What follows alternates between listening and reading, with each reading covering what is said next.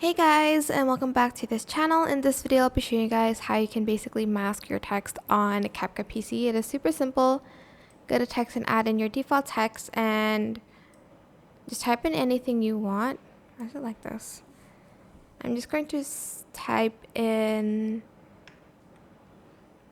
masking. I don't know why. And I'm going to change the font as well. You don't have to, but I'm just going to do that real quick. Actually, mask is fine.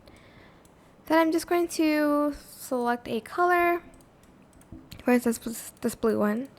I'm going to also copy and paste that, and I'm going to select a white one for that. Create compound clip for both. You can do like any kind of effect that you want. Go to mask and then select any type of mask. I'm just going to select this one. I'm then going to like make it small like this, but like the other way around. Then I'm going to add this on top, or you can simply just add it like at the bottom like so. And then you can like add in more colors if you'd like to. I'm just going to do a compound clip here. For instance, I want like this yellow one. Again, right click, create compound clip, and then select the like mask type that you want. And just add that in like so.